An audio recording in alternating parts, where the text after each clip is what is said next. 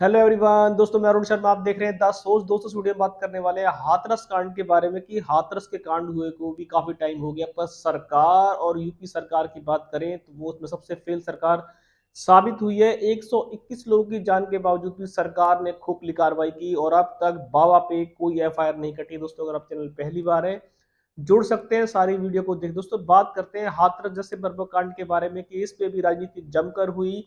देखा जाए तो बीजेपी की सरकार ने बड़े बड़े ऐलान किए थे कि बाबा को पकड़ लेंगे, 1 लाख रुपए का जो नाम जुटाया गया उनका शागिर्द को पकड़ भी लिया गया। तो पर योगी सरकार ने अब तक कोई ठोस कार्रवाई नहीं की और जितने लोग मरे गए उन पे एक राजनीति हो रही है।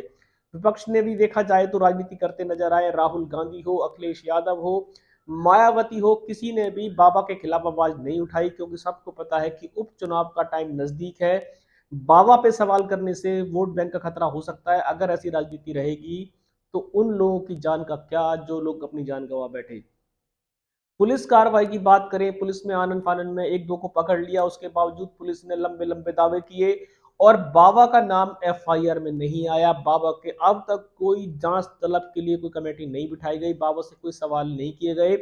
विपक्ष वैसे तो किसान आंदोलन के लिए आवाज उठाता था, बहुत सारी बातों को लेके योगी सरकार और मोदी सरकार को राहुल गांधी अखिलेश यादव घेरते नजर आते थे, पर इस बार अखिलेश यादव हो, मायावती हो, राहुल गांधी हो, सब ने 121 जानों की याद को भुला दिया और वो सिर्फ वोट की राजनीति के चलते यूपी में किसी भी बाबा के खिलाफ आवाज उठाने को तैयार नहीं है। क्या ये देश खाली वोट की राजनीति के लिए चल रहा है? एनडीए सरकार हो, बीजेपी सरकार हो, मोदी सरकार हो, कल तक विपक्ष उनको घेर रहा था, पर बाबा को मुद्दे को लेके क्या बाबा सबसे बड़ा मुद्दा बन गया कि बाबा को कोई छेड़ना नहीं चाहता? बाबा के खिलाफ किसी ने संसद में कार्रवाई के लिए का आह्वान क्यों नहीं उठाया? बाबा के खिलाफ बीजेपी की सरकार के खिलाफ सामने अखिलेश यादव ने मोर्चा क्यों नहीं खोला? राहुल गांधी ने मोर्चा क्यों नहीं खोला और मायावती ने मोर्चा क्यों नहीं खोला? इसका एक इशारा है कि सब राजनीति का एक खेल है और बाबा के वोट बैंक को साधने की कोशिश की गई है। अगर 121 लोगों की हत्या को इन विपक्ष ने और पक्ष ने समझा होता तो बाबा आज सलाखों के पीछे होता। योगी सरकार ने बाबा को बचाने के सारे हथकंडे अपना रखे हैं और उस पे बाबा पे अब तक कोई ठोस कार्रवाई नहीं की गई है। ले देकर एक दो को पकड़ लिया गया और वो बाबा का नाम क्या बताते हैं कोई जानकारी नहीं है। पर इस पे सबसे बड़ा विपक्ष नकारा साबित हुआ है कि विपक्ष वैसे तो यूपी में इस बार बीजेपी को हराने के लिए सबसे आगे आया, पर जब यूपी के लोगों की जान गई तो सबसे पहले राहुल गांधी हो, अखिलेश यादव हो, मायावती हो, सबने पल्ला झाड़ लिया। वोट बैंक की राजनीति को चलते हुए बाबा से सब बचते नजर आ रहे हैं। कहीं ऐसा ना हो कि उपचुनाव में बाबा के समर्थक हमें वोट ना दें। वोट के चलते अगर विपक्ष और पक्ष ऐसे काम करेंगे तो जनता की मौत की क्या वैल्यू रह गई है? जनता ने ऐसे क्या कार्य किए थे कि जनता को अपनी मौत के लिए दर दर भटकना पड़ेगा? ऐसे पक्ष और विपक्ष का क्या फायदा बनता है? क्या राहुल गांधी को, क्या अखिलेश यादव को, क्या मायावती को योगी सरकार के खिलाफ हल्ला बोल नहीं करना चाहिए था? क्या इनको बाबा को अब तक अरेस्ट नहीं कराना चाहिए था? क्या राहुल गांधी लंबी लंबी हुंकार भरते नजर आ रहे थे और वो विपक्ष को घेरते नजर आ रहे थे?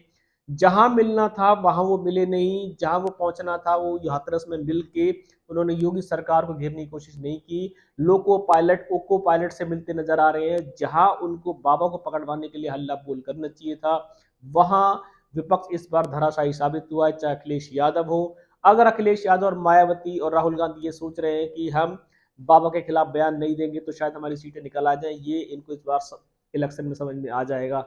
योगी सरकार को तो करंट लग चुका है और योगी सरकार इस बार उपचुनाव में हो सकता है फिर दोबारा मोर्चा मार भी ना पाए, क्योंकि पहले ही इंडिया गठबंधन ने उनको साइडलाइन कर दिया था। अब 10 सीटों पे देखते हैं कि योगी सरकार क्या कार्रवाई कर पाई, क्योंकि योगी सरकार तो वैसी हजारों उंगलियां उठी हुई हैं और इसमें अब विपक्ष भी एक तरीके से घेराव में आ गया कि विपक्ष ने बाबा के खिलाफ जो राजनीति खेली है उससे वोट बैंक कर समझ चुका है कि ये सारी पार्टियां एक हैं और अगर ऐसे मुद्दे को भुनाया नहीं जाएगा, ऐसे मुद्दे पे विपक्ष साथ नहीं देगा तो जनता के साथ न्याय के लिए कौन खड़ा होगा?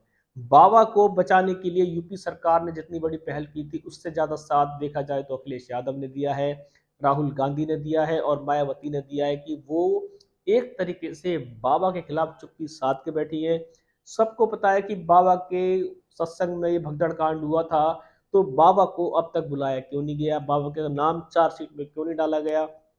बाबा के खिलाफ एफआईआर क्यों नहीं की गई? ये बहुत सारे सवाल हैं जो योगी सरकार कानों में रुई लगा के बैठ चुकी है। उनको पता है कि कोई जब विपक्ष हमलावर नहीं है तो वो अपनी मनमर्जी करेंगे। और राहुल गांधी, अखिलेश यादव, मायावती और बहुत सारे दल बाबा के खिलाफ आवाज निकालने से डर रहे हैं। वो डर रहे हैं कि इसलिए कि हमारे कहीं वोट बैंक में इस बार सेंध न लगा। अब समय बताएगा कि जनता इनको उपचुनाव में किस किस को जवाब देगी, चाहे राहुल गांधी हो, अखिलेश यादव हो, या मायावती हो, या योगी सरकार जो कटघरे में चल रही है, जिसने बाबा के खिलाफ आंख मूंद रखी है। इस बार योगी सरकार को उपचुनाव में काफी अच्छी चीज देखने को मिलेगी। या तो सुतड़ा साफ हो जाएगा उनका, या इस बार उनको दोबारा से आरएसएस और मुख्य कार्यालय से फिर दोबारा से झाड़ के लिए तैयार रहना पड़ेगा। दोस्तों, इस रुझान पर नजर बनाई हुई थी। बाबा ने हाथरस में जो भगदड़ कांड कराया, उसके बावजूद भी बाबा आज पवित्र है। बाबा अपनी गुफा में सत्संग कर रहा है, क्या कर रहा है, पर योगी सरकार पकड़ने में नाकाम साबित रही है, फेलियर सिस्टम रहा है। उसके बावजूद उनका साथ में जो कंधे से कंधा मिलाया है वो विपक्ष है।